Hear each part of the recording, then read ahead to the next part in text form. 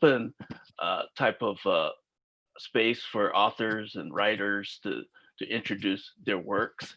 And it's a very political space, and it's very cultural space that welcomes people and their works. Okay, so definitely I'd like to give a shout out for the bookstore as well. It's kind of struggling right now because our landlord demands full rent and we can't afford it.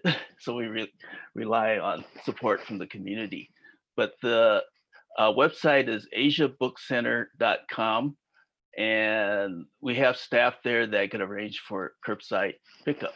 Okay, okay, so yeah, so I have about half the people here are actually students from my class, and we've been getting a lot of very positive feedback from these workshops. And the second one will be even more. Oh, vouchers on this. Yeah. Okay. Okay, thank you, Harvey. With that, I wanted to hand it over to Rachel to go over some other notes for us today. All right. Hello, everybody. My name is Rachel. I am the programs assistant at OACC. I'm just going to do a quick tech rundown.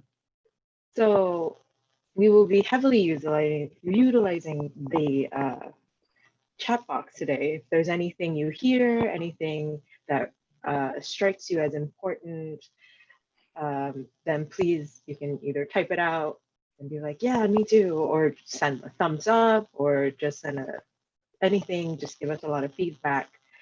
In the top right corner of your Zoom screen, there should be, sorry, hold on. There should be two buttons, one called Gallery View and one called Enter Full Screen. If you go into Gallery View, you'll be able to see everybody and have a more communal experience. So now I'm going to send to everybody a little 6-question poll. If we could all take a few minutes to do that. I'm going to launch the poll now. All right. And so we'll just take a few minutes or a couple seconds, a minute or two, right?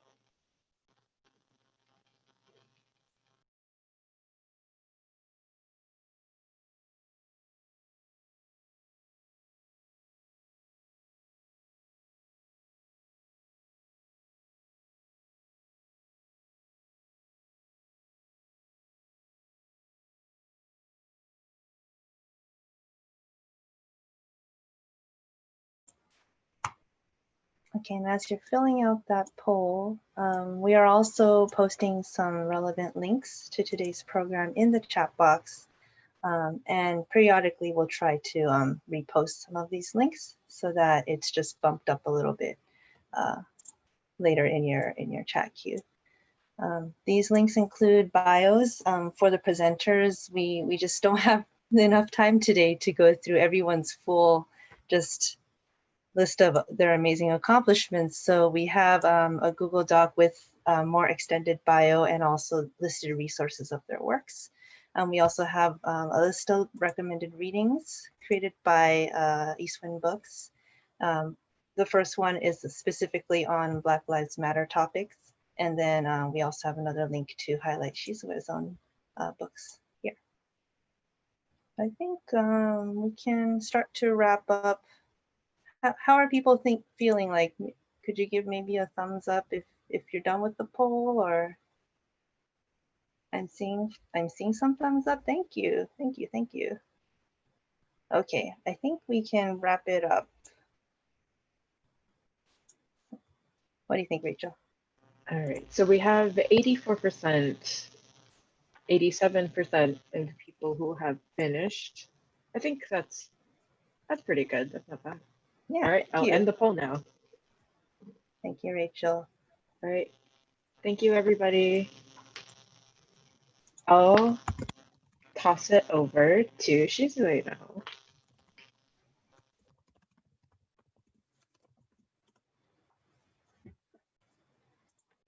Let's see.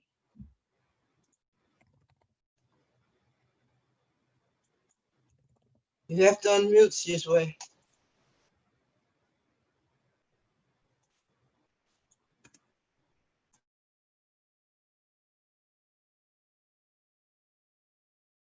She's away. *6 will unmute. Yeah. Sorry about that. Let's see, I'd like to share the screen.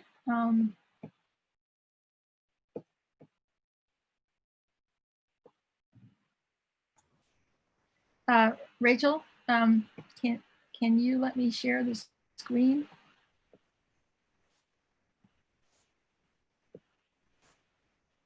Okay, I allowed for multiple sharings. So hopefully in your share screen menu now, Shizue, do you see an option to share yours?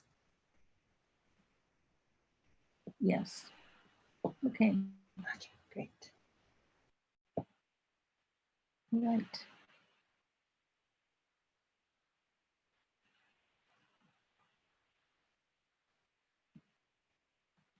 Okay. Sorry for that. Thank you to the Oakland Asian Cultural Center and UC Berkeley for making this possible. I'm the director of Right Now San Francisco Bay, Right Now SF Bay. We support writers and artists of color in the Bay Area through events, anthologies, and workshops. We have an amazing group of guests today, but they're a small sampling of the Bay Area's rich artistic diversity. On screen, you'll be able to see some of the other folks that have been involved in our workshops, events, and anthologies.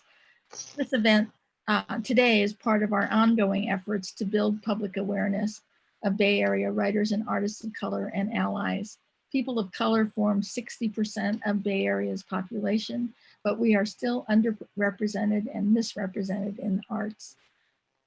Racism will only end when we can all see each other as whole people. People of color are much more than media stereotypes, and we have a lot to offer. Art should not be a closed club with white gatekeepers. It needs to include all of us to create the society that we all want to see. Our monthly workshops and anthologies welcome emerging and established contributors. So check us out at rightnowsf.com, WRITE now.com. Creativity is not the same as entertainment.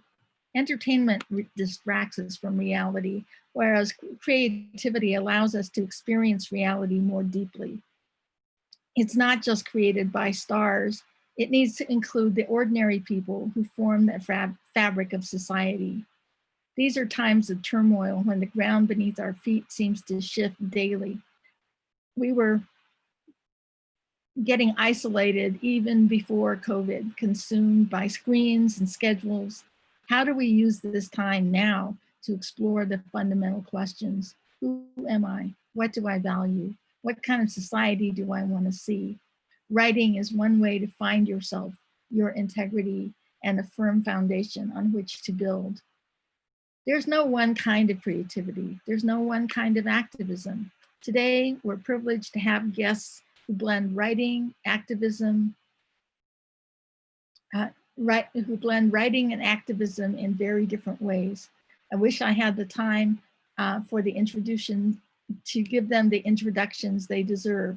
So check out the chat document to find out more about them, their books, and other offerings. So first I'd like to introduce Jennifer Hasegawa, whose debut book is La Chica's Field Guide to Bonsai Living from Omnidon. It was supposed to launch in April, but COVID got in the way. I hope her book finds a wide audience. She's sensitive and intelligent and brilliant. Jennifer is inspiring also because she works full-time as an information architect and still manages to be an award-winning poet.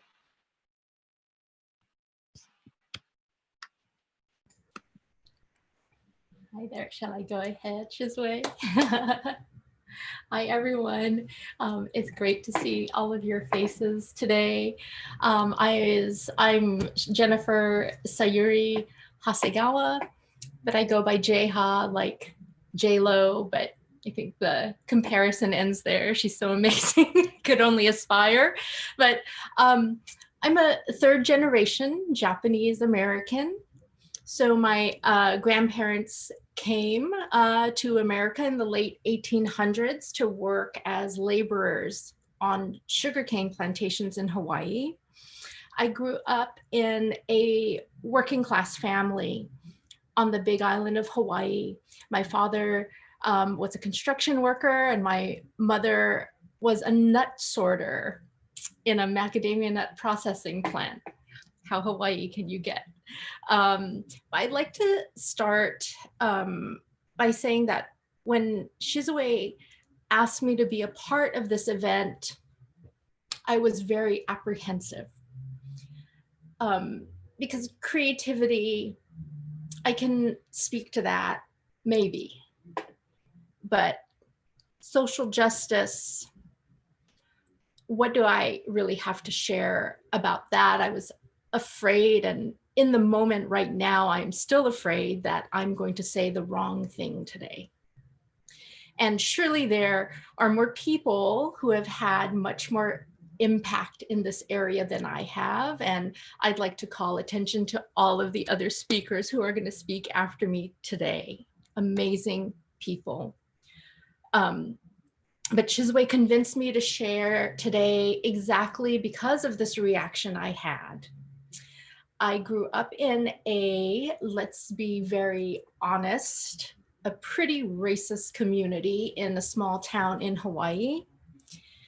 The sword, if you might call it that, the sword of racism points in different directions there than it does here on the mainland, but it is, of course, still racism.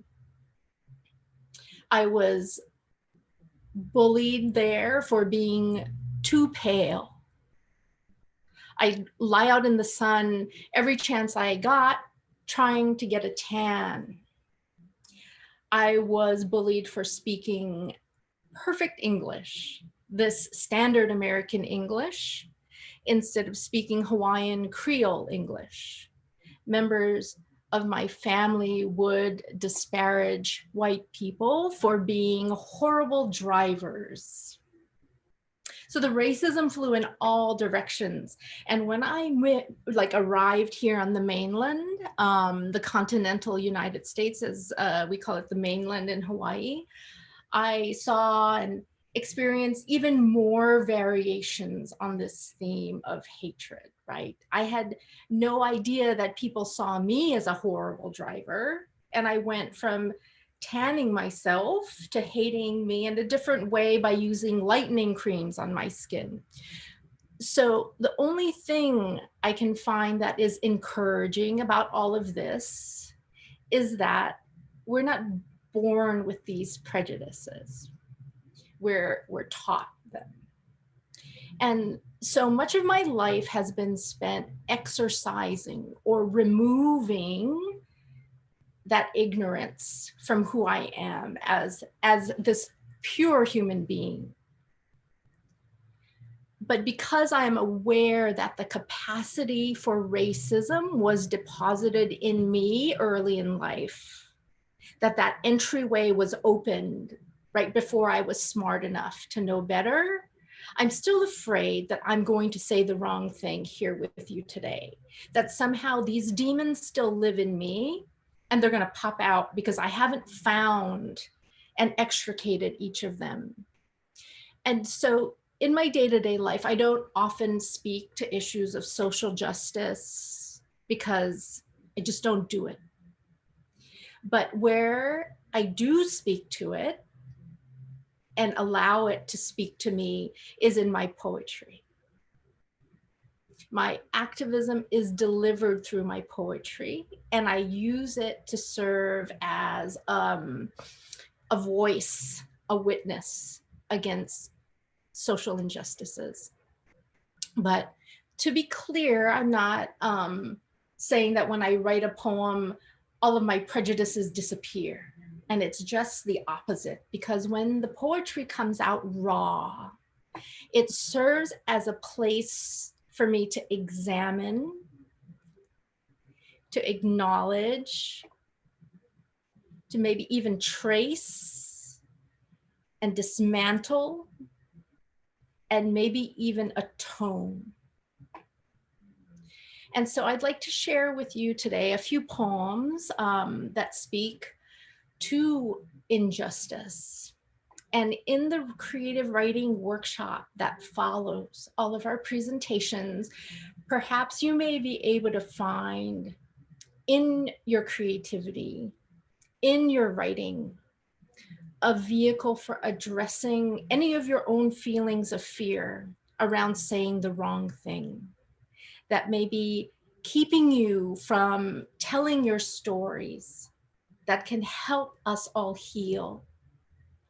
I believe that this fear gives power to those injustices. When we're afraid to speak, when we're afraid to bear witness to these demons, they win. So I'm going to share a couple of poems now. This first one begins with a scene I witnessed in Los Angeles on the afternoon of April 29th, 1992, so about 30 years ago. And it documents the moment when everyone on a bus I was riding on coming out of South Central LA understood that a not guilty verdict had been delivered in the trial against 4 Los Angeles Police Department officers accused of beating Rodney King. The beating had been filmed and broadcast widely to the public. The footage showed officers striking King with their batons 56 times.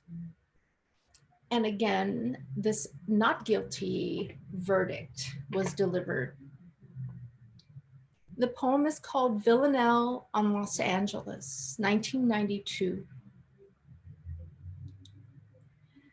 She was half his size, but her arm was light years long. He was straight-backed and strode in never-been-wet boat shoes. How his feathered honey hair jerked when schoolgirl knocked him down. Dookie braids escaped gravity on her head made strong by the verdict of 12 strangers. No change of venue as her fist to his face broadcast the news light years long.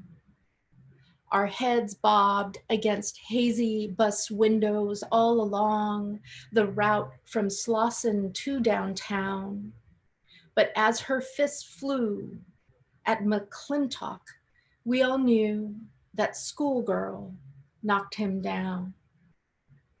The driver whistled low and switched his radio on as the motor moaned to dams, signaling corner coups that would reveal a city, burn down blocks light years long.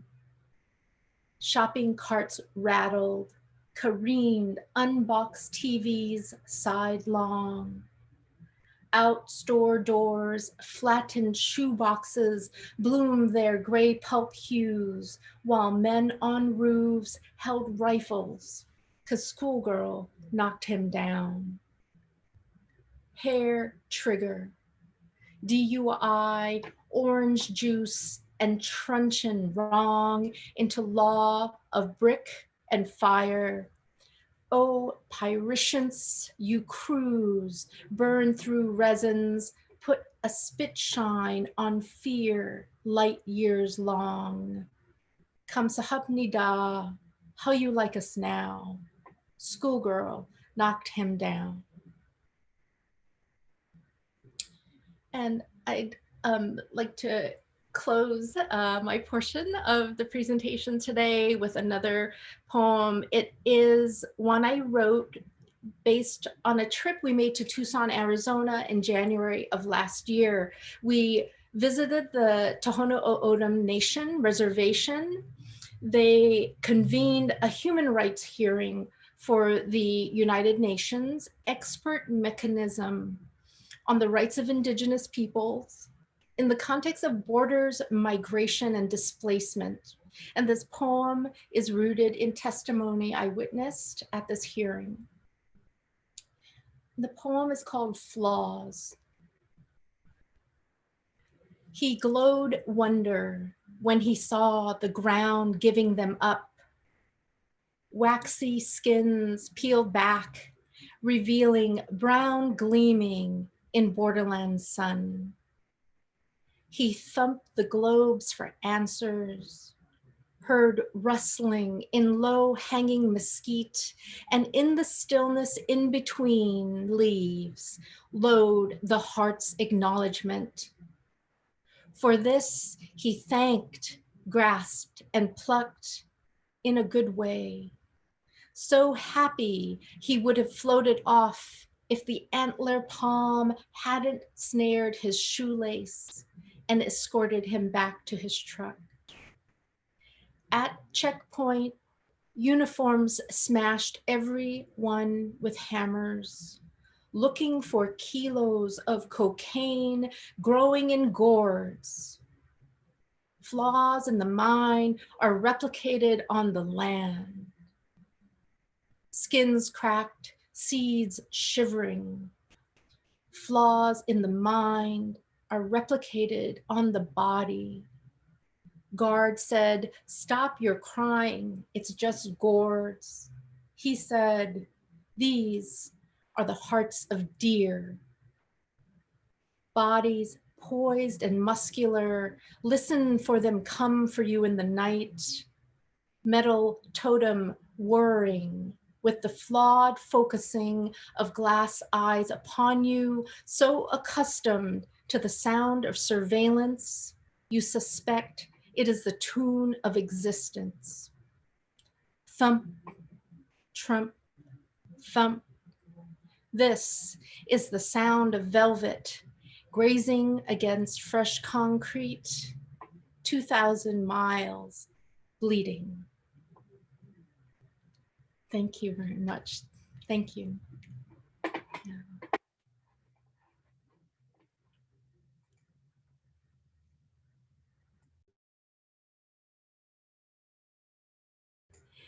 Oh shit, it's okay. I think you're muted.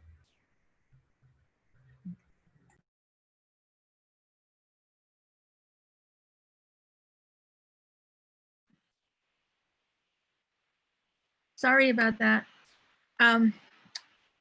Jennifer, I have to say, your poetry is amazing and your sharing was also amazing. I learned things about you that I didn't realize. And as one of those people, Asian and American women who taught myself to talk loudly and act and be visible so that I wouldn't get shut out in corporate meetings, I'm sort of the opposite, and I have the scars. I wear the scars. It is hard to be an icebreaker. It's like being a trawler breaking through pack ice.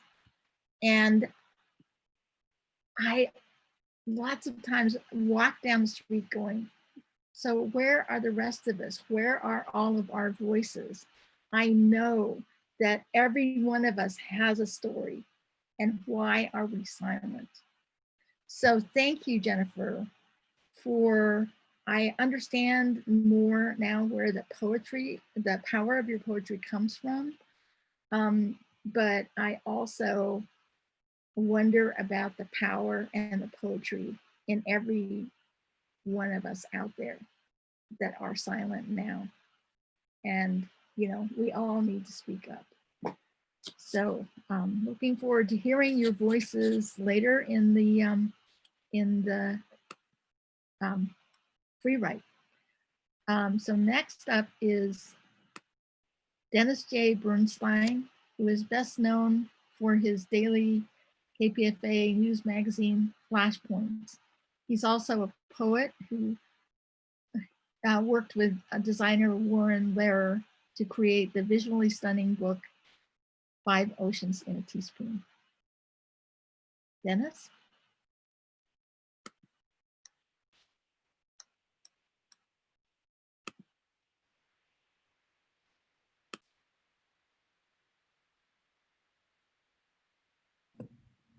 All right, I think I'm on now. Can you hear me?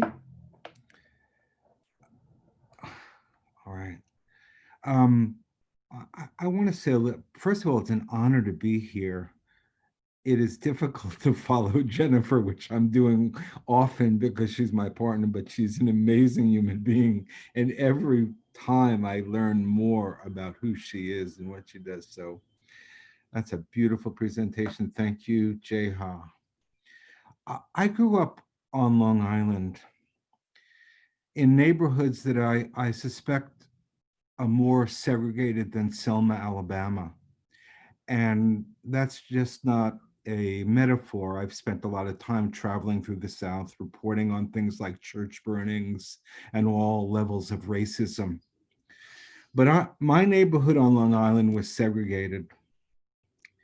It was also about 98% Christian. So whenever Ash Wednesday came around, they were always looking for a Jew to shred. You know, every time I saw the ashes on the forehead, I knew I was getting ready for war. And there were many fights. It toughened me up. It also gave me the inspiration that carries me into this work. Many of you know, and I'll read a few poems, I've reported extensively on the oppression, on the ethnic cleansing of Palestine, on the vicious nature of the Israeli government. And that commitment to giving voice and a platform to the Palestinians comes out of that oppression that I grew up with. So maybe we can, I want to share with you a few books from a few poems from my new book, 5 Oceans in a Teaspoon. I am extremely nervous. I shouldn't be, but I am. I work with Warren Lira. He's a genius, artist, animator, visionary. We've been working together for 40 years. This book, 5 Oceans, started 40 years ago.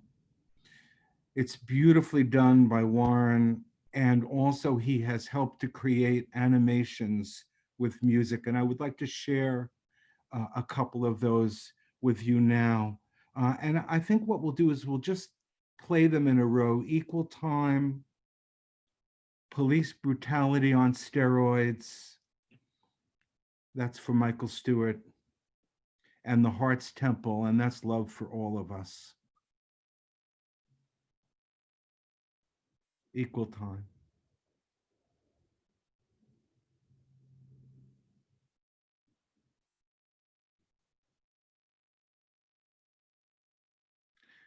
I don't think we hear the sound. You don't hear the sound, do you all? Okay, this has an orchestration to it, but we pray with the same hands we kill with. And the next one is Police Brutality from Michael Stewart.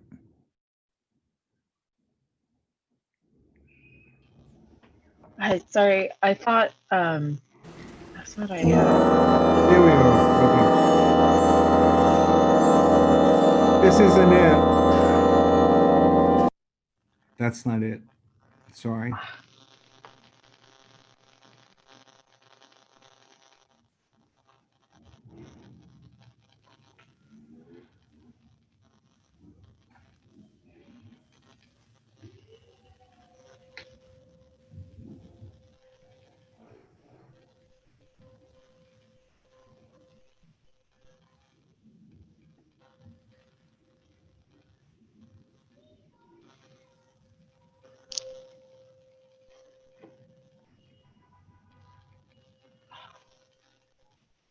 and then police brutality.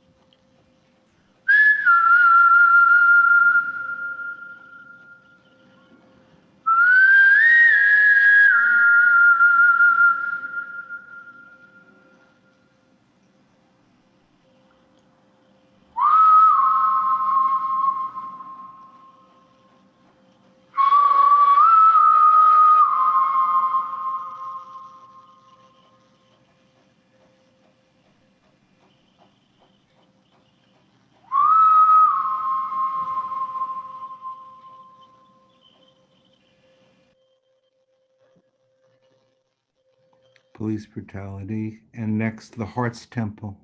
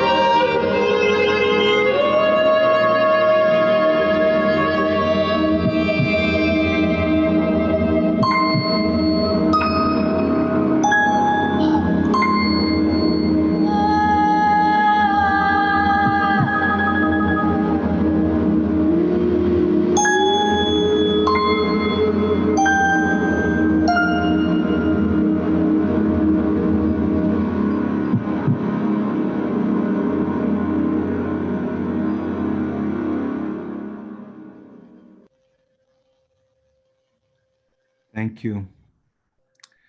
And again, that was animation done by, in conjunction with Warren Lira, who visualized our book, Five Oceans in a Teaspoon, right here.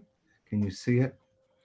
And I think I have a few minutes left, if that's right, Shizwe. And let me read just a couple of poems from the book. We're coming up on the 75th anniversary of the bombing of Nagasaki and Hiroshima. The only atomic bombing was done, of course, by the United States of a civilian population, 2 cities leveled.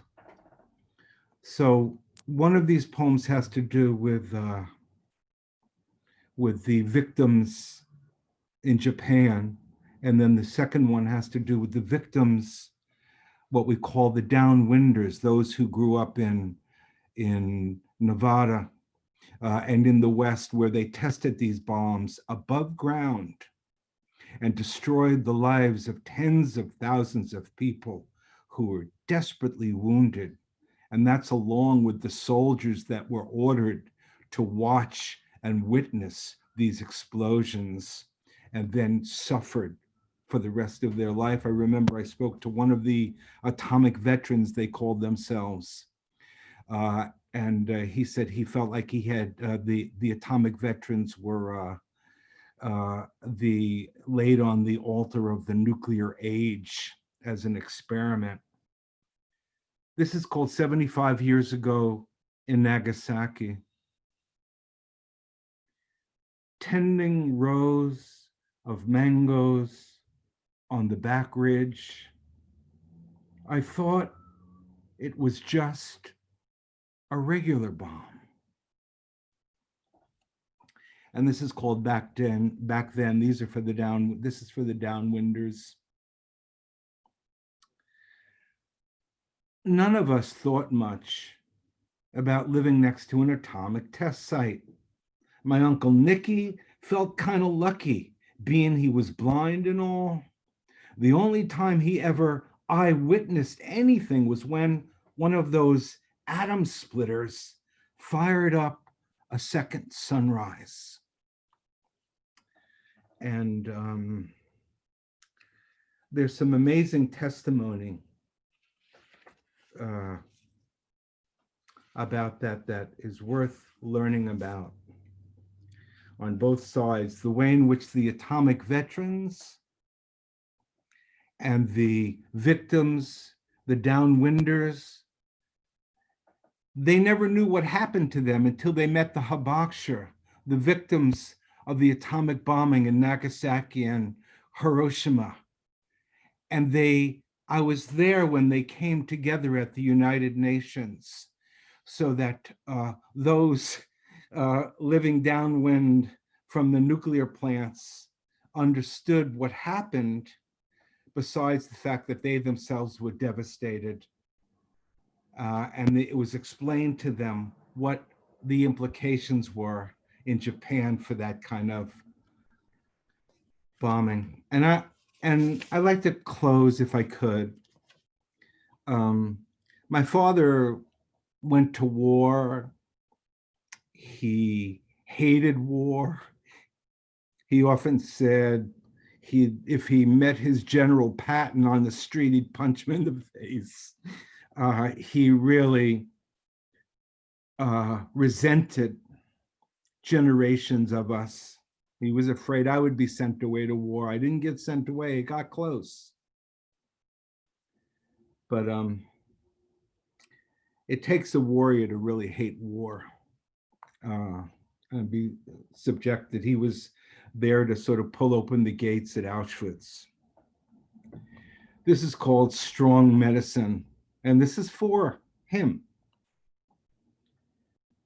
The night before he died, he craved for ice cream on a stick.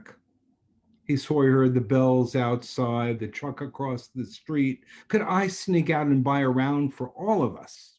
His treat. There was no truck across the street, no crisp bells crackling, but the canteen in the basement did have 2 dusty old machines dispensing pops and cones and cups.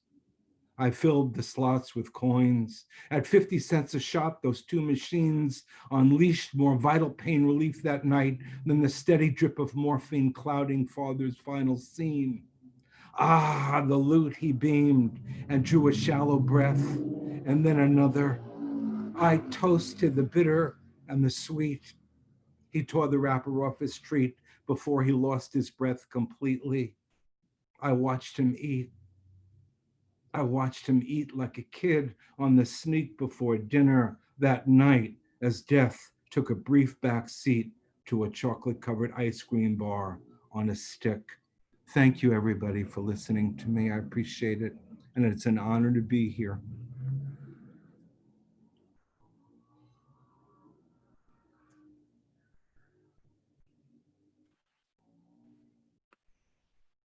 Thank you so much, Dennis. And it was, I've heard some of the poems before, and it was wonderful to get the context behind them and to understand a little bit more about what drives your passion to make such a difference with your news coverage. Amazing. And you have other books out. I'm wondering how to get hold of the previous book. I found it on Amazon under Lulu, but is there another way besides Amazon to get it? If so, can you put it in the chat? You mean special ed? Yeah, no, the interviews, the collection of interviews. Yeah, I don't know, actually. It is on the web. I don't know. I don't have a personal way to sell it. I tend to, I'm more, when it comes to the written word, I tend to work more with the poetry, but it's out there. Generally speaking, you know, it's a book of interviews that sort of I did over the last 10 or 15 years with some extraordinary people. And it has a beautiful, it is such an honor. Mumia Abu Jamal wrote the preface. I didn't know he was a fan of the show. What's the name of the book? What's the name of the book? What's the name? Oh, it's called Follow the Money. I don't know if you can see this. Follow the Money. It's also listed in the presenter bios document as well. Okay. Okay. Thank you. All right. So now we have Robert Kikuchi, Yngojo, and Nancy Wang of Eth-Noh-Tec. They have a distinctive style that has earned them national and international acclaim. We'll start with a video of their folktale, Monkey Moon.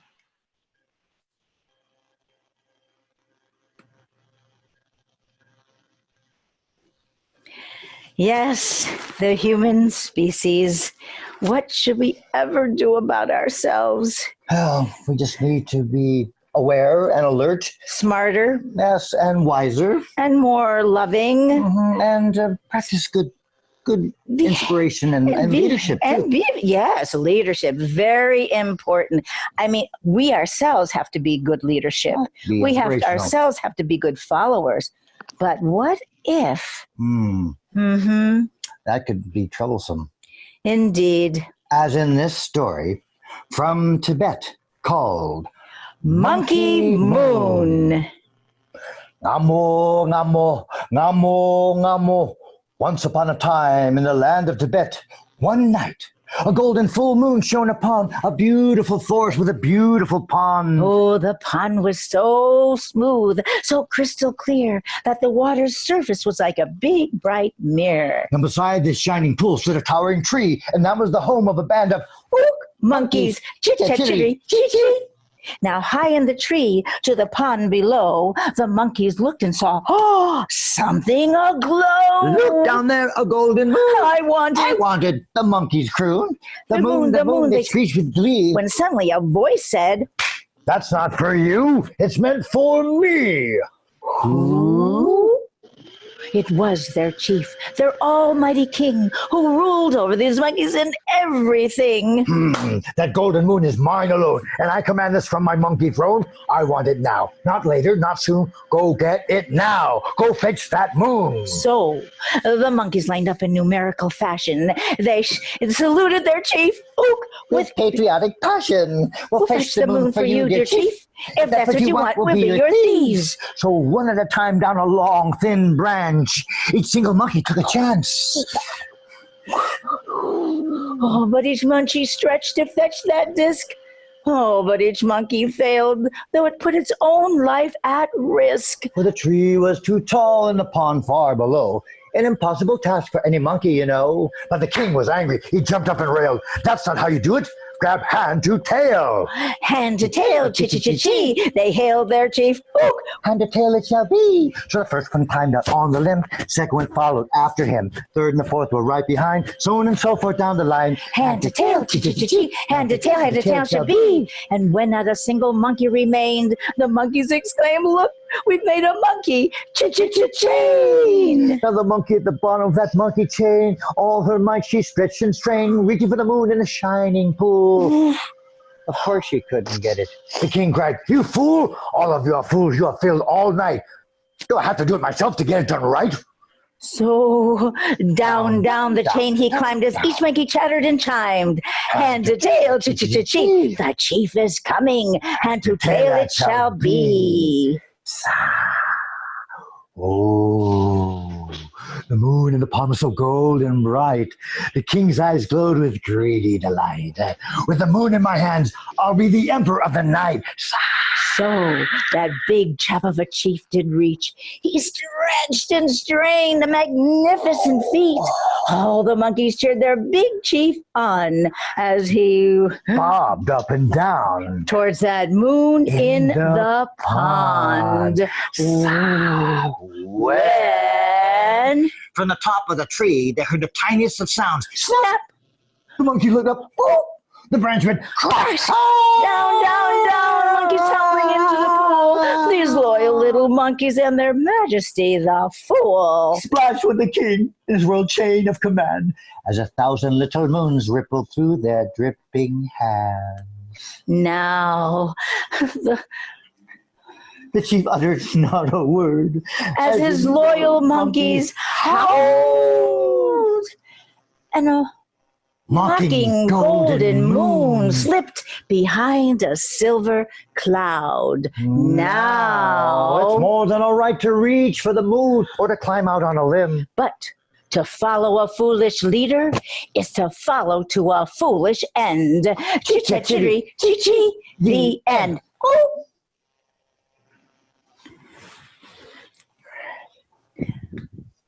Hope you enjoyed the show. We are Eth-Noh-Tec. Yes, and we are so happy again that you are here, and so do vote in November. Do let's all be wiser about who we choose as our leaders, and also have more wisdom about how we ourselves lead as well.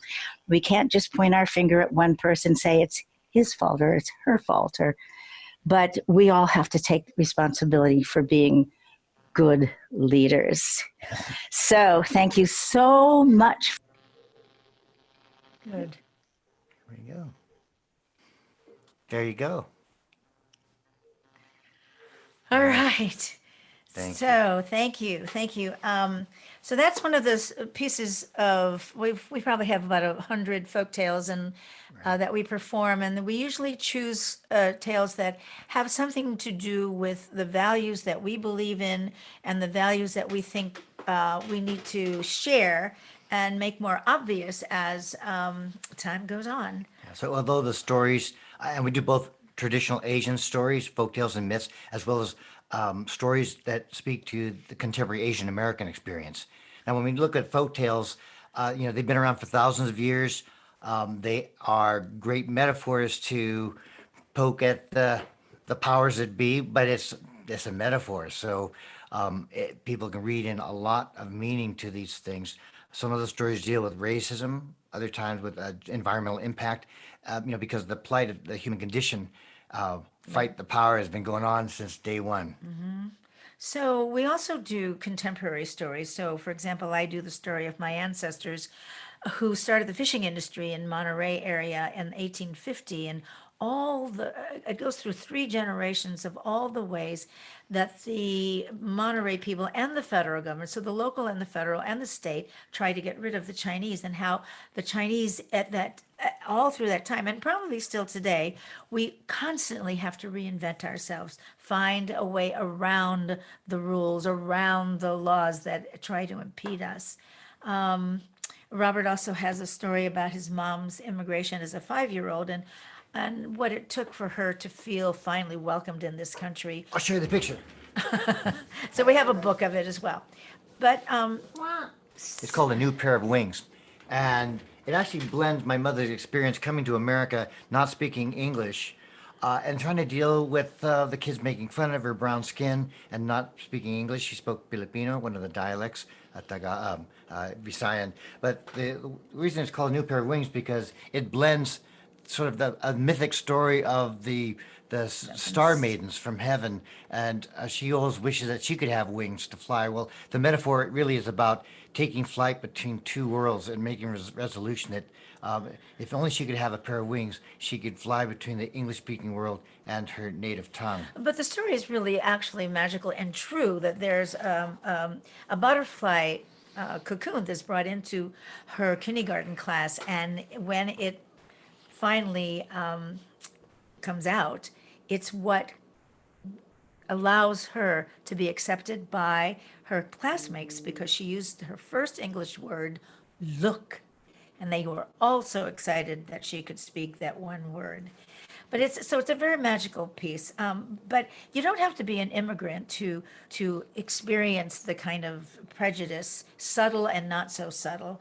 I grew up in the South, and then in Chicago, always in a very white neighborhood. I went to a college that was mostly white and graduate school that was mostly white. I've always lived in a white community, and so I was like the ultimate banana, which is yellow on the outside, but white on the inside. And Robert, however, Raised in Concord, California, that wonderful cultural mecca of the Bay Area. Fortunately, though, we had a very small Asian community, one Chinese restaurant, if you can imagine that, but also I was part of the Japanese American community that we would call the JA Club.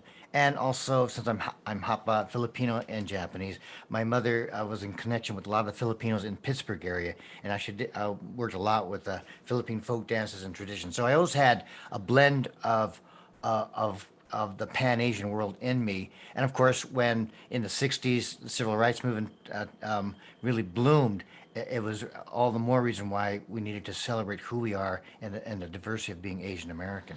so I think, in terms of how and why we chose to do this work, not only as artists, but as social activists, we were able to combine the two through storytelling.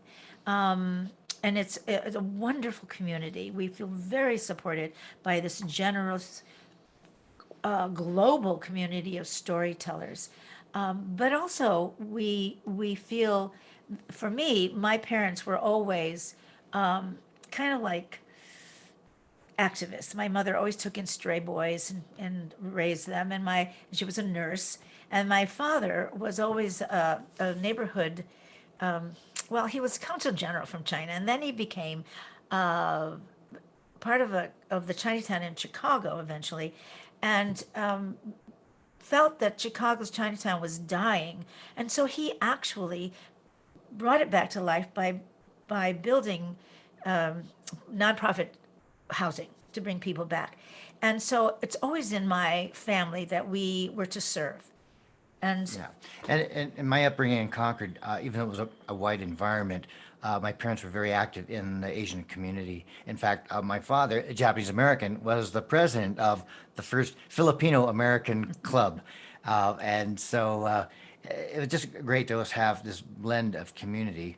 And also during the '60s, my father used to be a boxer, and he always watched Monday Night Boxing, and so when Muhammad Ali, did his thing and changed his name to Muhammad, my dad was rooting for that guy. And actually, an early form of activism.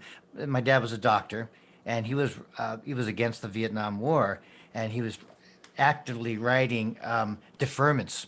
So that the young boys and the young gals that he brought into the world, into the living room, were not going off to their deaths in Vietnam.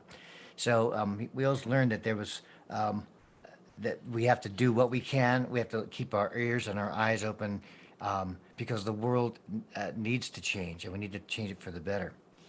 so, it took a lot of work for me to not be a banana anymore, but certainly our work has really boosted that part for me by taking all Asian American content. So I think that it behooves all of us to continue expressing ourselves in terms of our pride of who we are, especially at this COVID time when all these terrible, prejudicial, violent acts against Asian Americans because of whose name, who we shall not say, has been calling it the China virus. So I think as artists, we have to do this kind of work even more, even though we lost 27 gigs this spring and summer. And I think we are struggling to do this online stuff. You guys are so great at being able to do this. But we have to continue no matter how hard it is. Yeah, in our touring life, in normal times when we would tour and go to all kinds of communities in Beaumont, Texas, or Amherst, Massachusetts, all over the United States, small communities, when we would show up on stage, it was one way that we could show that this is what Americans look like, and we are a blend of East and West. I remember going up to Alaska, and when we started to start a story of Philippine folktale, the little boy raised his hands. I'm Filipino, and it was a way to verify that his culture is valid.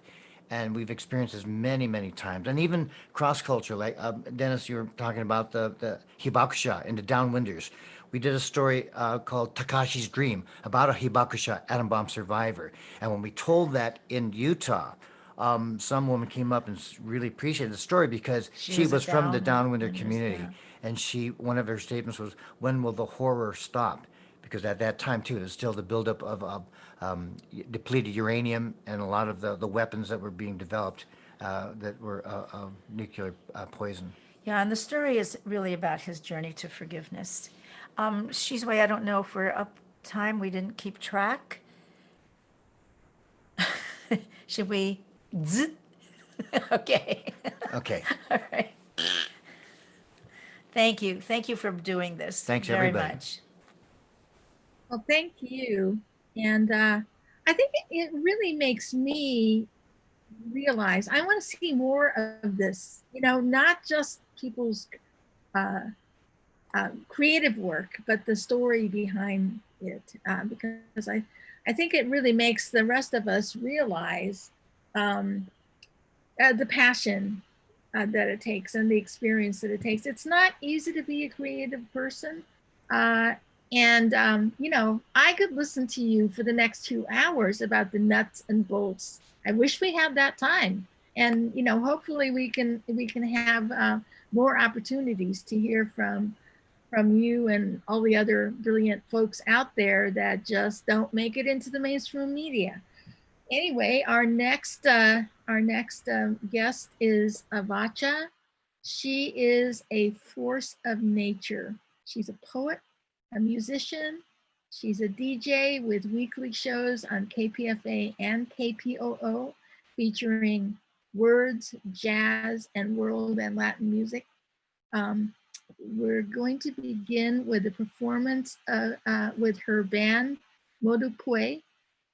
It was a concert at Bird and Beckett Books in January 2020, featuring Avotcja, Sandy Poindexter on violin, Francis Wang on sax and flute, John Jang on piano, Sasha Jacobson on bass, and Raul Ramirez on a multi-percussion. The video was shot by Lenore Chin.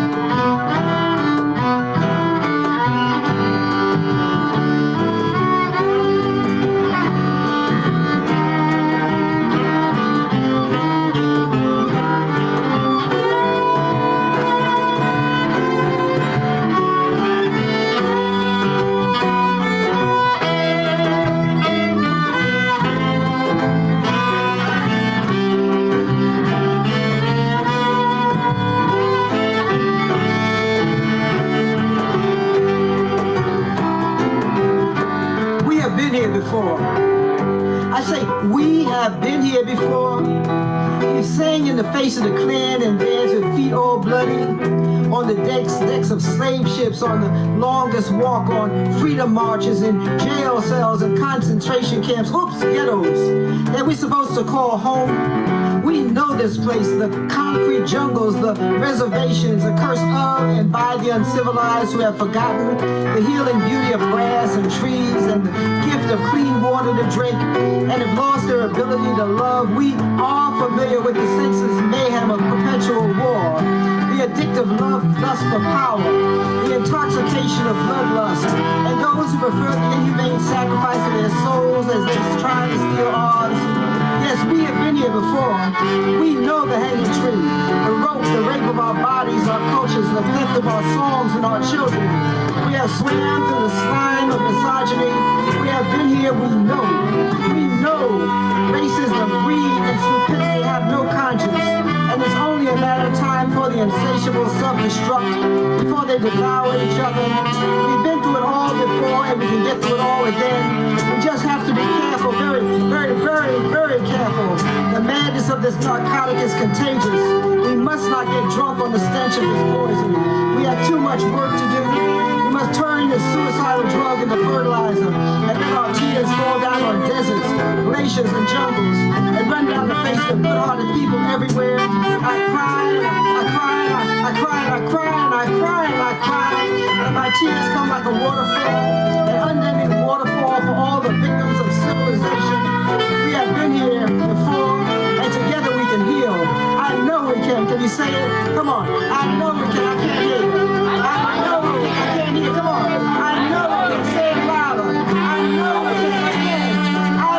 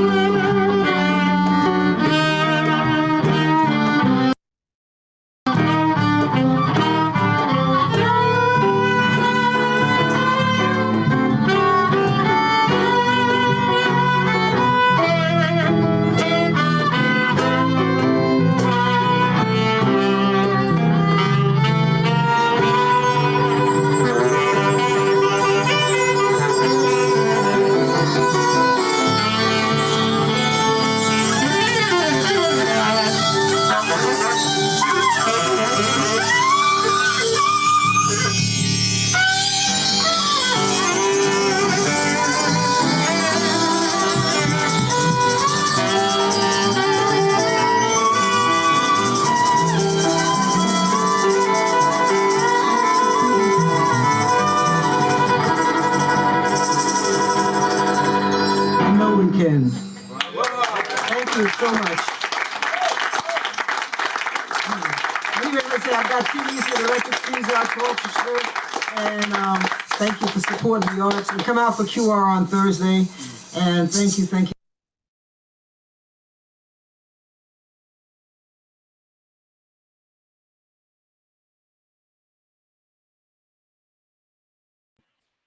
Okay, Avotcja, you Yes. have some more words for us? I'm honored to be here with all these wonderful folks. What can I say? I mean, Nancy and Robert have been some of my heroes since the Civil War, and Dennis is always brilliant. And, you know, Jennifer Hasegawa, I'm just meeting you, and I'm so honored to meet you because you are, no joke, serious. I don't remember who it was who said at the very beginning about they only saw my face at the very end, you know, of this thing. It's not the full screen. I'm a theater baby. My mother and father were both dancers, and one of the best lessons I learned as a little girl from Papi was that the only real star in the show is the show itself. And so it's never been about a me-ism, it's about a we-ism. And the we-ism in this case is music and poetry and the arts is my life. It's what I am. And it's not the face, it's not the body. And I'm from New York. And I was glad that Dennis was talking about the segregation of New York, which, you know, people always think about this great international melting pot. Well, the part of New York that I'm from may be closer to that, but it was segregated people of color and the other. So it was like Black and brown folks from the Caribbean, Black from the South of the Americas, Black from, Chinese from the Caribbean, There were Samoans from the Caribbean. You go to a Chinese restaurant and get soul food, a Dominican restaurant and get Chinese food and what have you. But it was people of color and nobody else. Anybody else was the enemy, and with those people that they were talking about earlier, beating us half to death. So that's what I grew up with, and I've always been comfortable with that. Why I do what I do. I do what I do because that's what I knew. From the time I was a little girl, I was basically a weirdo, kind of a shy, introverted kind of kid. And as a result of that, I got beat up a lot. I didn't care much about anything that you were supposed to care about as a little girl. I cared about music. I heard music in everything. I heard music in poetry. I heard music in squeaking cars in the streets. And that made me very strange. I wasn't interested in jump rope or any of that kind of stuff. I wanted to hear jazz. I would hang out in front of places where they have Chinese opera going on because it was all about the sound and the music that turned me on. And contrary to the popular myth, all performers are not performers because they love being on stages. For me, it was the art itself was almost like a religious performance. And from the time I was a baby, there's something magic that happens. Like when John Jang or Sandy Poindexter and I get together, there's a magic that happens. We've been working together for so long. It's like we read each other's minds. That does not happen because of the stage. It happens because of what's going on between us and the kind of humility that you have to have when you bend yourself into someone else and let them bend themselves into you. So that's what I'm about. I write because I have to.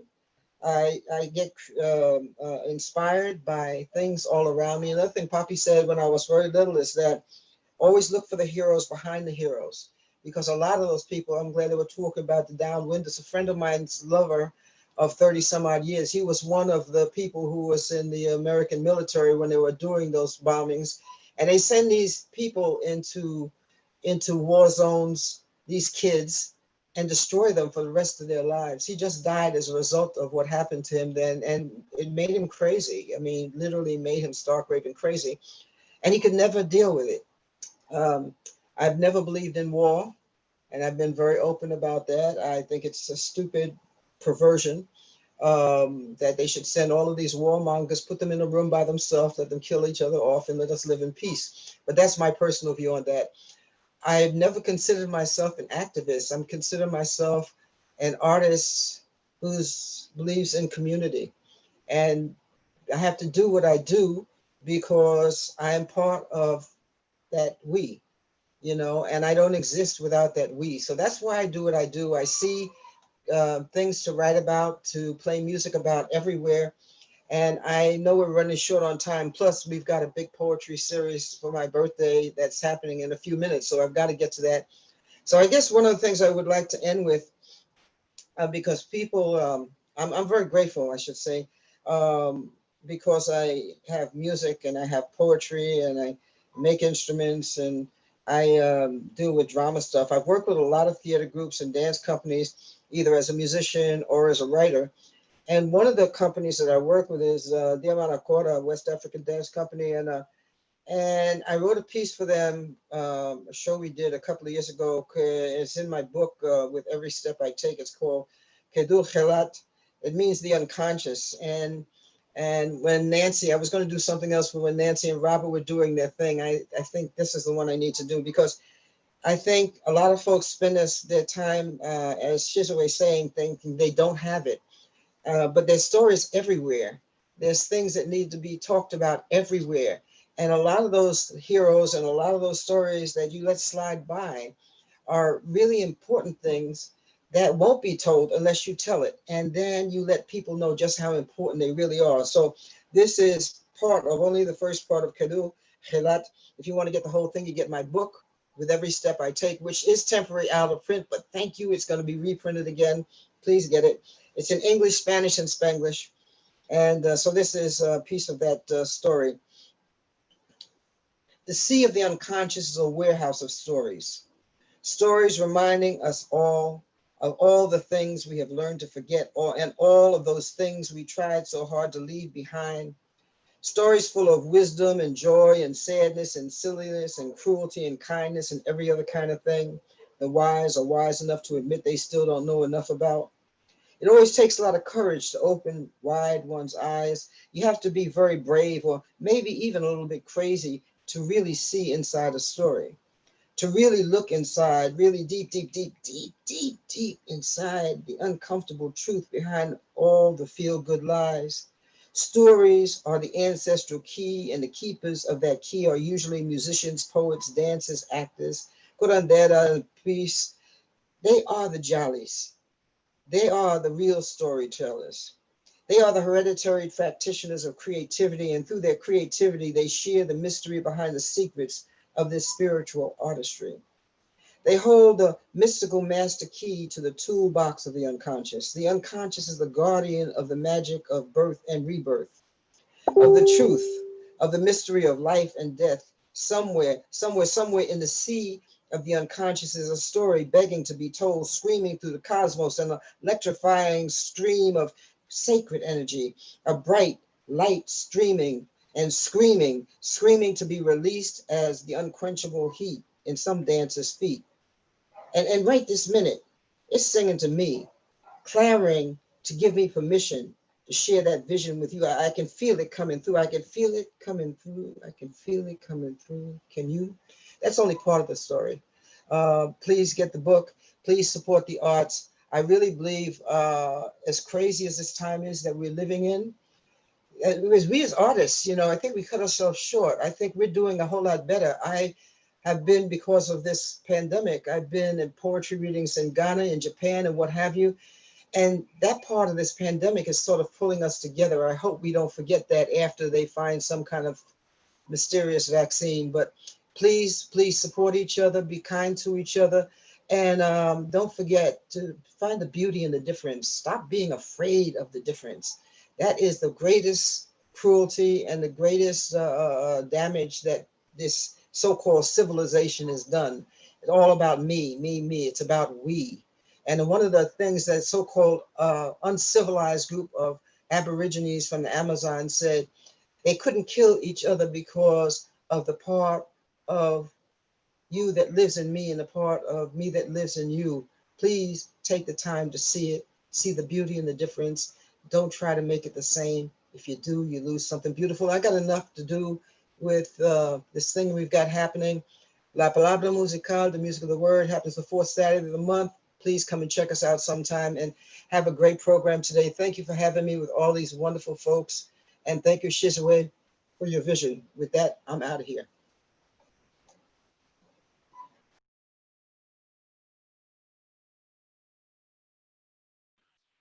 Thank you so much, Avotcja. Really honored to have you. Wow, so that was our amazing presenters. And now the next, I guess, the next part is about you. We're gonna have, I think we should cut it to 10 minutes.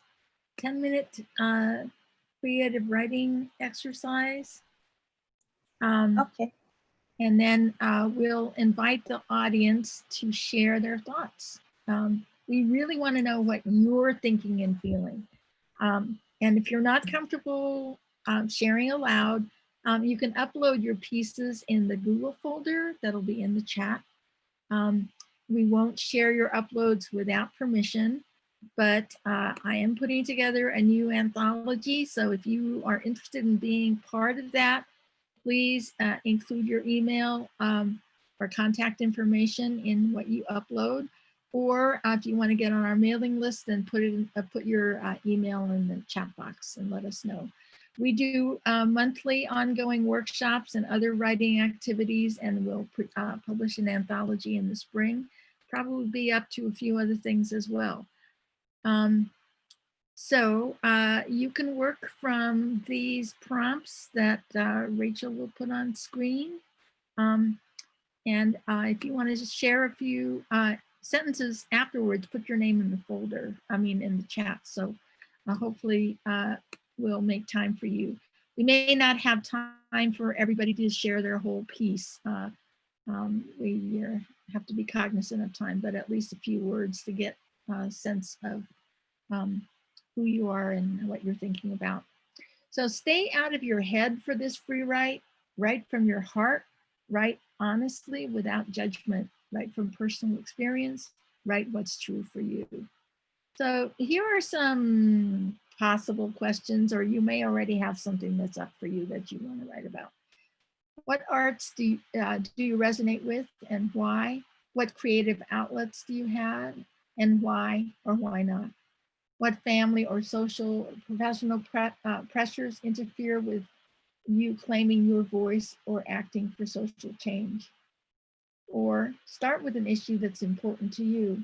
What family or personal memories are triggered by it? Or what family stories or folk tales resonate with it? Okay, so we'll write for 10 minutes and then come back together. Yes. And Rachel, did you have some brief notes before I start the timer? Yes, just a reminder to continue, like when we're doing the share outs, continue to give good reactions, support each other. It is very nerve-wracking to have to share your creativity, and anybody who does really commend you. And during the share outs, you can, like in Zoom, you can temporarily unmute yourself by holding the space bar when you're talking. It's kind of like a walkie-talkie button. And that's it. Yeah. Have a good free write. Thanks. I'll give cues as we go through the timer, but have a good write. Feel free to turn off your video for this if you want to.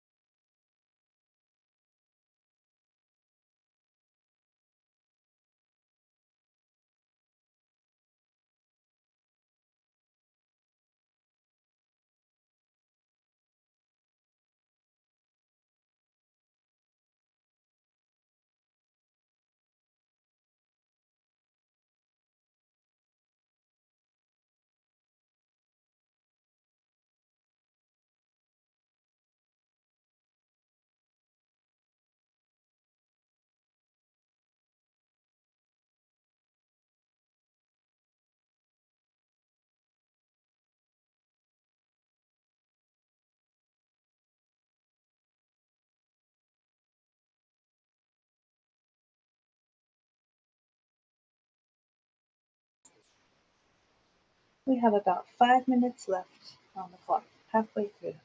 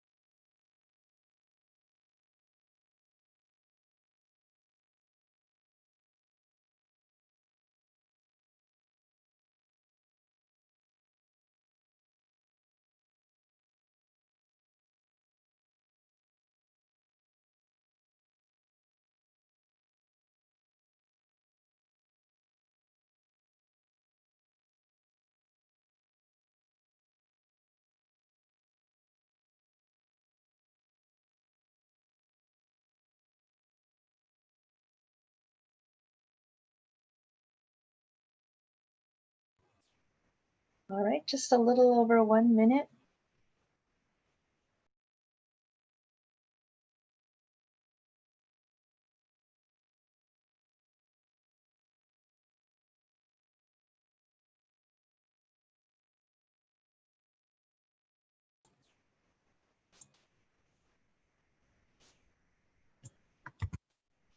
As you're finishing up your last thoughts, I'm also going to post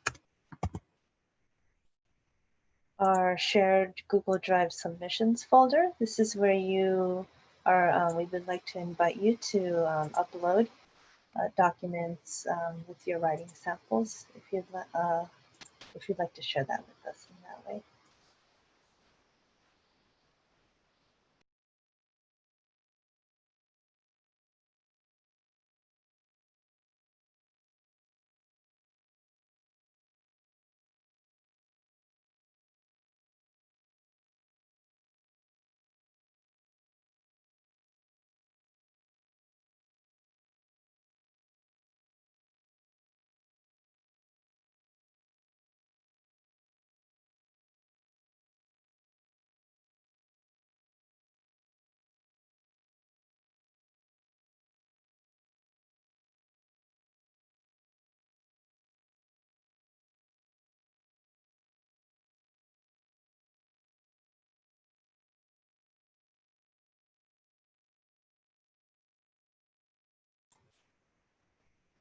Okay, we are at our 10 minutes.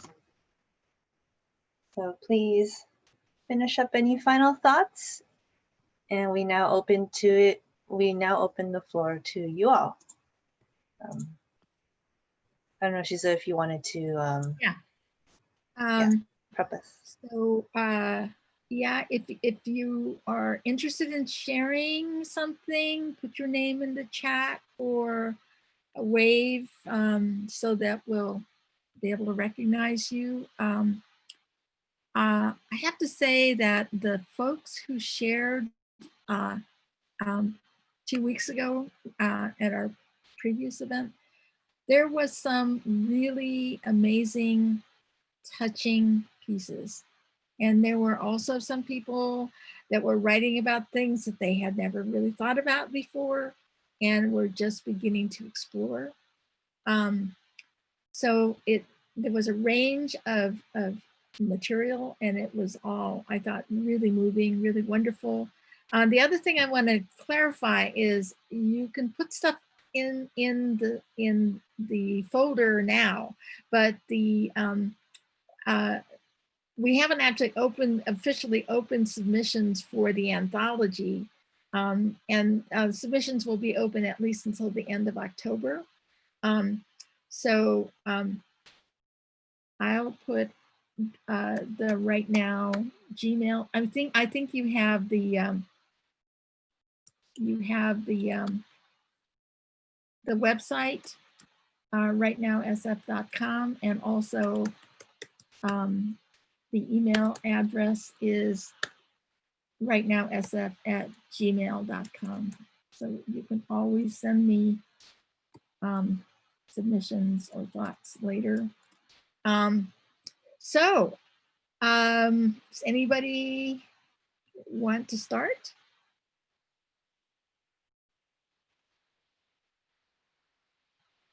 And you don't have to necessarily, it doesn't have to be something that you just wrote. It can be something that you've written previously, or folks that were here last time. If you didn't get a chance to share and want to do it now, go ahead.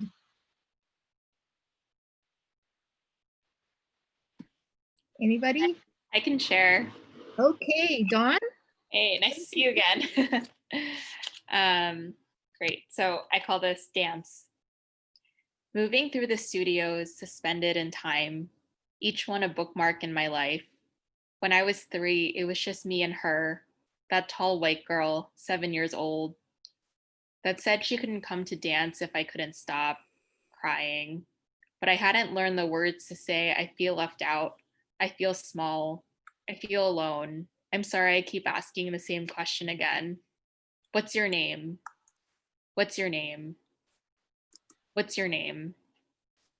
I can't remember why I never went back, why I was placed in front of a piano instead of at the bar, why I ended up giving up the piano to dance through middle school and high school, even though I wasn't that good. But I know now why it felt awful to be the new girl when you're 16, when you come from a place of color to a place that is only black and white, nothing in between except you, uncomfortable in a uniform, pink and black. I went last for everything. I did not keep up and no one helped me. I was like a speckle of dirt from the previous class, in the way and easy to stomp on. I faded away into the curtains, into classes where I was the oldest dancer, 10 years in between us, and we're still in the same place.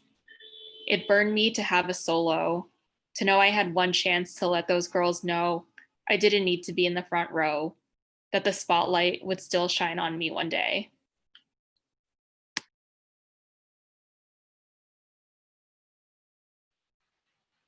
Thank you, Dawn. It's really moving. Yeah, I had that experience myself, being the new person in a strange environment. Okay, who else?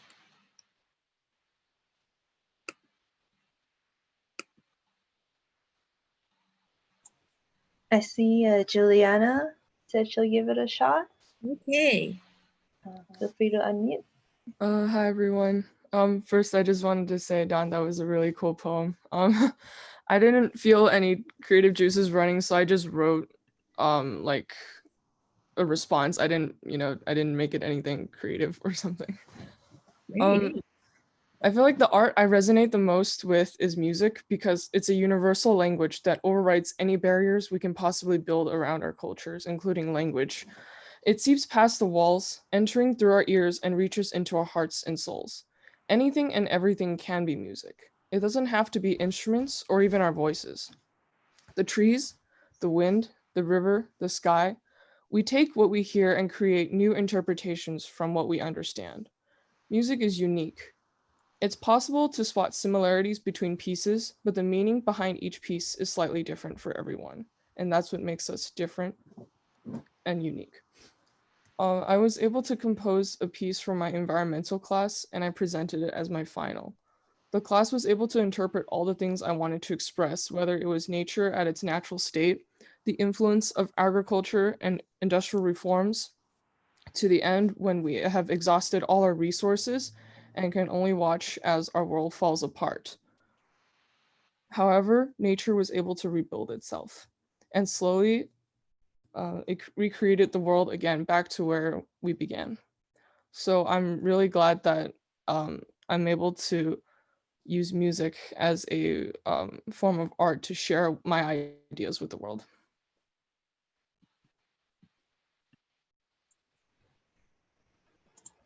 Thank you. Thank you, Juliana. Anybody else?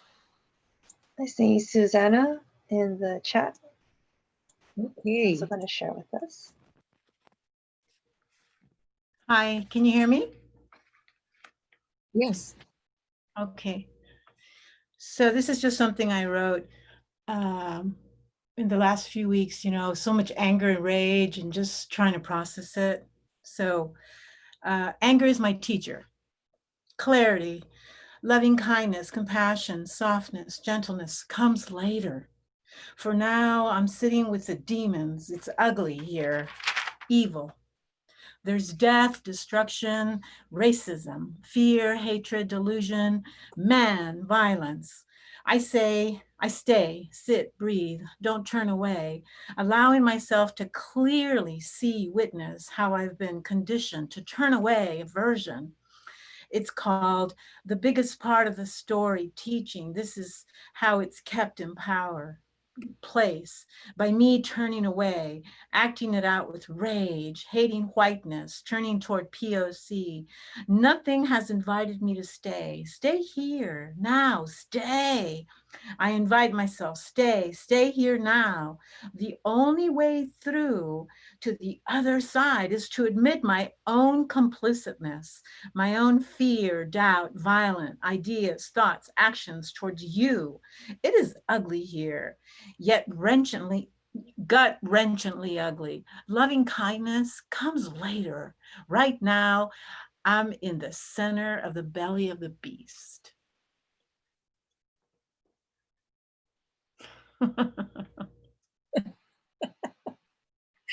Wow. Don't turn away. Clearly see it. Let yourself feel it. Find safe places to express it and share it and know that you're not alone. Yeah. All feel those things. And it's so easy to tune out and numb out and give up. And as you can see, the folks that we've had here today didn't give up. And, you know, a lot of times having that safe place to put the energy is really important. And having a place to go. And that's why right now it's like every third Saturday, you can count on it. We will be there. Bring your stuff, share it. You know, it's one thing when you're in school and, you know, you're being pushed to write, you're being pushed to produce. But once you're out there in the world and you're dealing with stuff, sometimes you need that lifeline. You need that place where you can express who you are and continue to explore who you are and share the stories. Because, you know, we all grow up with weird things happening to us thinking, oh, we're the only ones. but we're not. I think like Dennis's story about Easter. You know, at that time, when I was a kid, I lived in a segregated suburb of Baltimore called Dundalk, and all the kids I knew had dads with steel-toed boots and lunch buckets that worked at Bethlehem Steel. And, you know, come Ash Wednesday or Lent, the stuff would start. And I didn't personally know if there were any Jewish kids in the neighborhood. I never saw any violence, but I certainly heard a lot of, you know, Christ killer, blah, blah, blah, during that whole period. Kids were steeped in it, you know.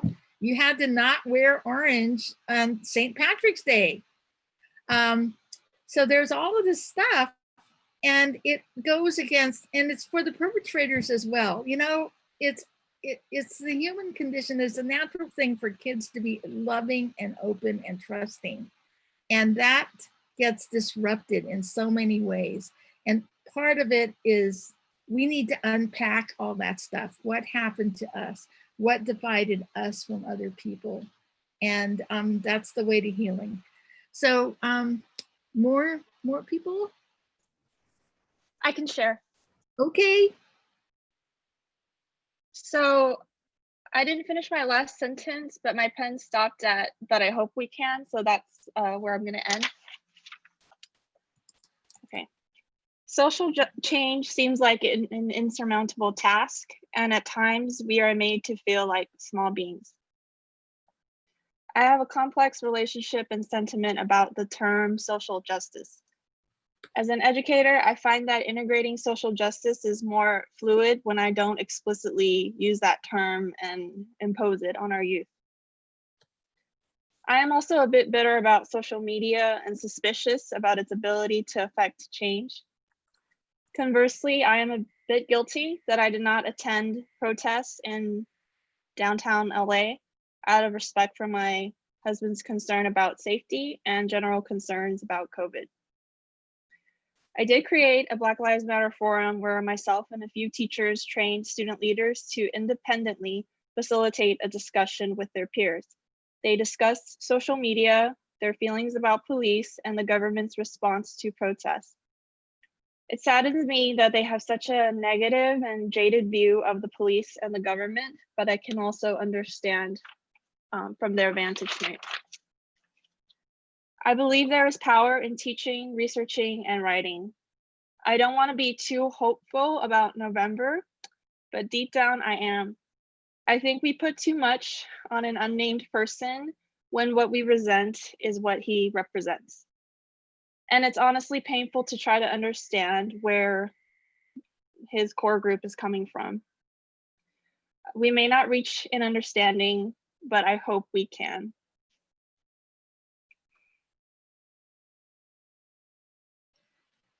Thank you for sharing. You know, and the thing is that people of color are underrepresented in the arts, but we're overrepresented in terms of essential workers. And teachers are among the folks that are making a difference day by day, little by little, one person at a time. So I really appreciate your sharing, and I think it needs to continue. I mean, this is where it starts. Anyway, more people? Also, if I also wanted to open it up if anyone had questions that you'd like to also start saying out as we wait for more submissions. Please feel free to also. Okay, go fast. Hi, yes. Hi. Hi. So I don't speak or write well in English, but I really resonated with Jennifer Hasegawa when she shared about how she expresses her activism through her poetries, and I could totally relate to this type of activism. I come from Iran, which is a country with an authoritarian government, where people are really afraid of voicing out their opinions, because if they do so, they are confronted by the government and they would risk their lives. So I grew up seeing a lot of social and political issues back in my home country, but I didn't dare to speak up even in the classroom. So the only way that I could truly express my feelings was through writing poems. I began writing them and reciting them in my literature classes, and it gave me a feeling of healing as well as feeling that at least I have not remained silent. So today it really stood out to me how writing poem is actually a type of activism, and I felt good that at least I am kind of partially active, so not totally passive. And thank you for bringing that up into my attention. Thanks. Wow, that's really powerful. And I just want to let you know, Golsa, that there are several Iranian Americans in the Right Now group, as well as other Muslims, Middle Easterners. And it's one of the folks that I work with, actually, I work with her on editing because English is her third language. And so don't feel shy about sharing your work through Right Now, even if you're dubious about your English, because I think what's important in writing is the feeling. And it's also insights into other cultures that we don't get to experience much in the US. There are some pieces in our previous anthologies by a woman who experienced the Iran-Iraq war as a middle schooler. And she also writes about PTSD experiences later in life after she left Iran, just having trouble around people that reminded her of the repressive regime. So these kinds of things, to me, this is what is so wonderful about living in America, is that we have access to so many stories, just down the street, across the street. We just need to start talking to each other. And we don't always have the opportunity to do that. So, okay, anybody else?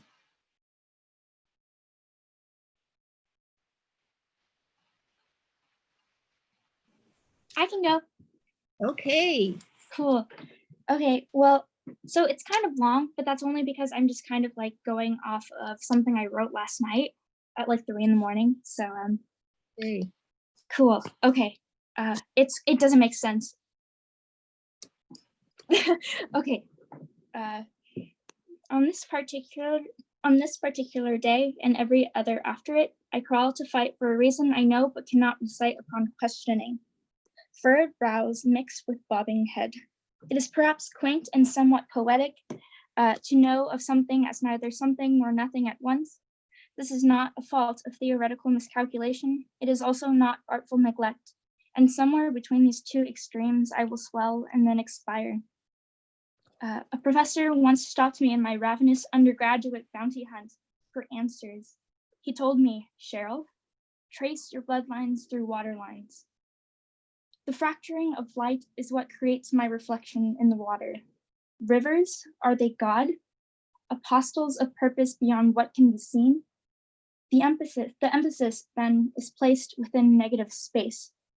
My skin unfurls silent and without uproar. Mine embraces the blackened stripe. Space is the empty gaps between my fingers, which are what have held together the hands of everyone I've ever loved. The cold draws red tint to my pale skin, evidence that I am someone living despite sensation temporarily lost. Tomorrow the day will open to time's glacial slip, and bruises will bloom within my reality. I will collapse to my knees in the presence of something greater than myself, and I will choose to dedicate my life in the search of such mystery and attempts to put this mystery into words. I feel my body as a dead weight sometimes, and I feel its jolts remind me through my bones. As the sun hesitates to dip into the Pacific at 3:30, the world still sings. And in a place like this, may we eventually realize that this world is an untamable beast.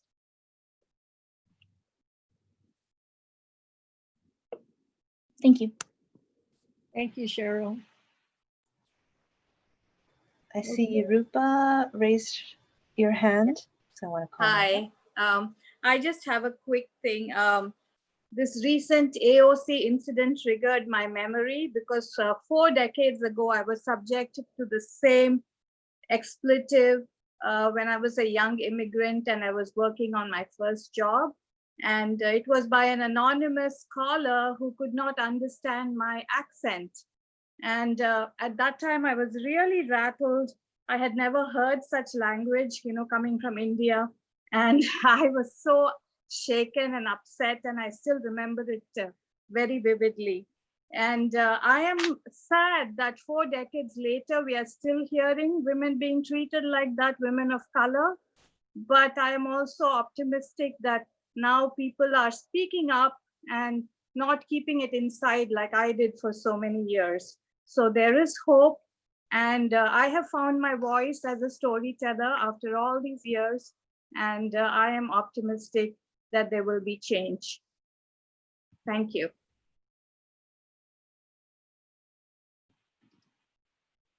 Thank you.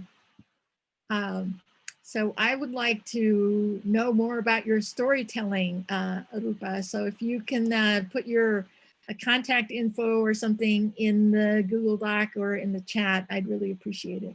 Okay, thanks. And that goes for anybody who is not sharing, or visual artists, musicians, et cetera, filmmakers. This is a writing workshop because writing, at least for me, is how I start. We have included visual artists in the anthologies, as you could see from the slideshow. In terms of visibility of people of color in the arts, it's all of it. It doesn't need to be chopped up and divided, to fit the visual, verbal, blah, blah, blah, or pass the SATs. This is about how do we reclaim, restructure society based on, what's really there, instead of what the desperate people are trying to cling to the ideas of what's there. Basically, we're the people who, the quiet, decent people are the people who make the country work. We have more in common than we have differences. But unless we reach out and make ourselves visible to each other, it's really hard to do the necessary work that needs to happen right now. So, anybody else? Questions, shares, comments?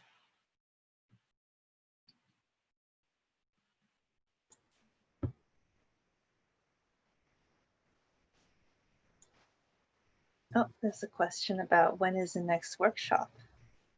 Okay, the next workshop, the workshops are always on the 3rd Saturday of the month.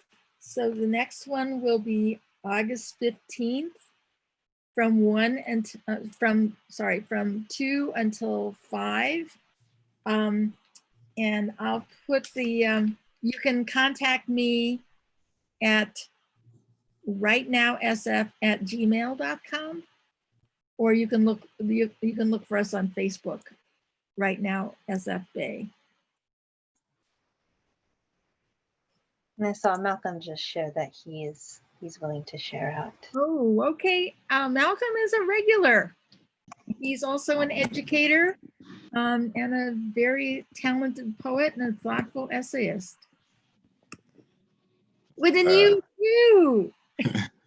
High praise. I appreciate it. I guess just to speak to that really quickly, I actually went to Berkeley and I did some writing there, and it definitely is a different feeling after graduating, and then finding the time to write, I think, can be difficult, but it's a good space to kind of have dedicated time for writing, and it's very, very supportive, I've found. So it's been a good experience for me. Today I was thinking about the part of the prompt that was saying family pressures. So I wrote, wrote a poem. Silence through the phone, like the pit I dropped my phone in. It falls and falls. I hear it hit the walls. Thuds and bumps, interrupted by my dad's voice. He asks questions like short answer prompts, like a staff survey, satisfied with any length of answer. Why bother telling him what I've learned about twisting my hair when he hasn't shown interest in any size afro? The questions sound farther and farther apart. Their echoes carry upwards and mix into one question I can barely muster. A question of qualifying love, acceptance, stopping exceptions and excuses. Thanks.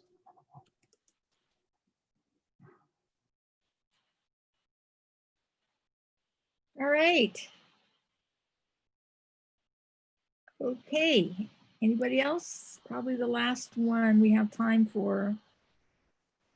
I also wanted to invite any presenters. I just reposted Eth-Noh-Tec, your upcoming event, but if there are other ones that we'd like to share out for this group.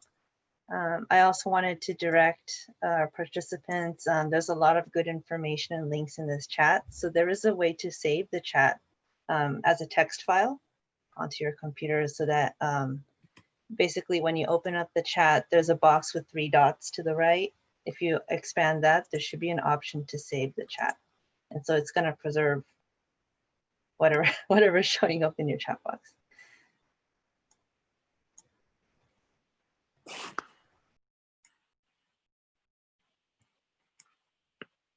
Okay.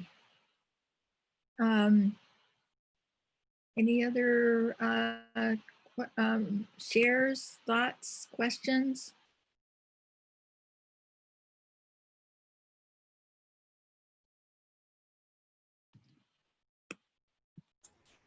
I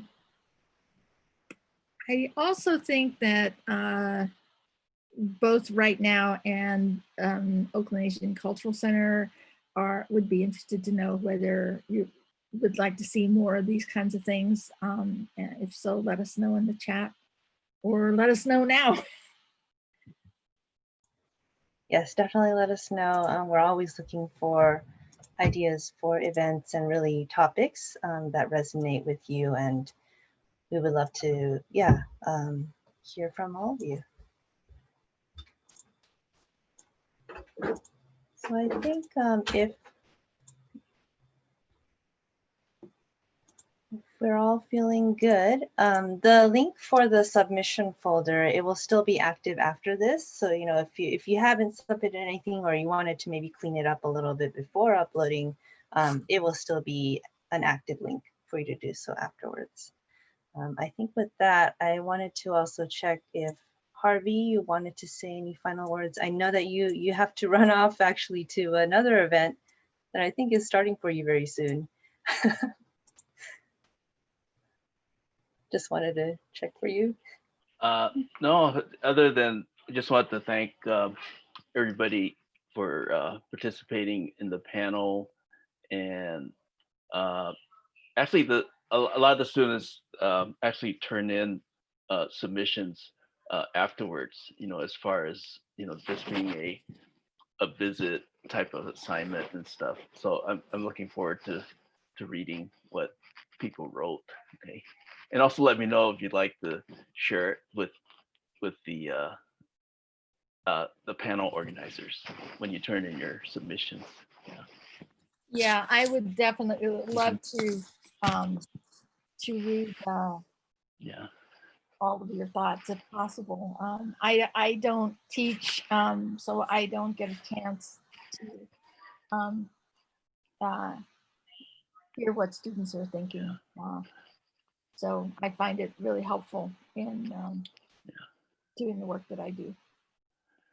I think that what all the panelists said in terms of their approaches to doing their work, you know, they're sharing their backgrounds and, you know, all their issues related to being a writer and being an artist, you know, is something that we can all kind of learn from, you know, and try to develop, you know. So I'd say that it was very successful event today, And thanks for everybody else for sharing their stuff, because I always learn a lot from these things. Yeah. One thought that I had is that the presenters this time, 3 of them are full-time creative people, or creative, Dennis is a full-time journalist. So I have a feeling that maybe people might think, oh, well, I'm just at the beginning of this journey, just thinking about stuff. But, everybody started somewhere. I mean, Avotcja and Dennis have, and Eth-Noh-Tec have had decades of experience. They've been doing this for decades. And, I